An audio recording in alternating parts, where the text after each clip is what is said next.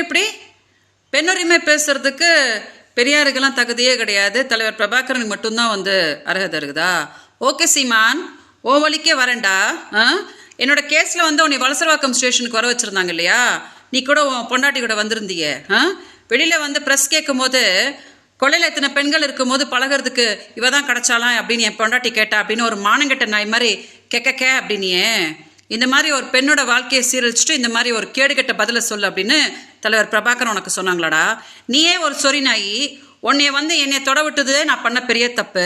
இதில் அவன் பொண்டாட்டி பெரிய ஐஸ்வர்ய ராய் அவள் கேட்டாலாம், அதை நீ சொல்லி என்னை மானத்தை வாங்கினியே. இப்படி தான் பண்ண சொல்லி தலைவர் பிரபாகரன் சொன்னாங்களா?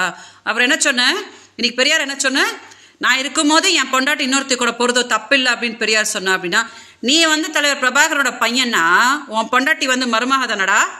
நீங்கள் 2 பேரும் என்ன கேடுகட்ட வேலையாடா பண்ணிட்டு இருக்கிறீங்க? உன் பொண்டாட்டி என்னடா சொல்லிட்டு இருக்கா? நீ விஜயலட்சுமியை தவிர கொள்ளையில் எத்தனையோ பெண்கள் இருக்காங்க, அவங்க கூட போய் பழகு அப்படின்னு தானடா அவ சொல்லிட்டு இருக்கிறா. நீங்கள் 2 பேரும் இந்த மாதிரி ஒரு கேடுகட்ட நாயங்களா இருக்கும் போது எதுக்குடா பெரியார சொல்லிட்டு இருக்க? சீமான், என்னமோ சொடக்க போட்டு கூப்பிட்டு இருந்தியே. நான் ஒருத்தி போதுண்டா உனக்கு. நீ உண்மையான ஆம்பளையா இருந்தா தலைவர் பிரபாகர் மேலே சத்தியம் பண்ணி சொல்கிறா, நான் விஜயலட்சுமி வாழ்க்கையை சீரழிக்கவே இல்லை, நான் அவளோட புருஷன் கிடையாது, மாதம் 50,000 ரூபாய் கொடுக்குறா அப்படின்னு சொல்லி நான் அவளை துன்பப்படுத்தலை அப்படின்னு சத்தியம் பண்ணுறா. பார்க்கலாம். எதுக்கடா தமிழ்நாடு மக்களோட அப்படி ஏமாத்துற? ஒன்னால பாதிக்கப்பட்டு நான் தான் பெங்களூர் இப்படி கதறிட்டு கிடக்கிறேன்னு நீ நல்லாவே இருக்க மாட்டடா. தமிழ்நாடு மக்கள் ஒரு நாள் நீ செருப்பு கழட்டுன்னு அடி நடிக்க போகிறாங்கடா. அப்போ தான் நீ அடங்க போகிற.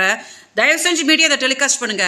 நீ ஏன் முதல்ல ஒழுங்கு கிடையாது, அதை மறைச்சிட்டு நீ பெரியாரு அவங்க இவங்கன்னு பேசுற இல்லையா? அதுக்கு செருப்பால் அடிதான் நீ வாங்க போற சீமான். கண்டிப்பா இது நடக்க போகுது.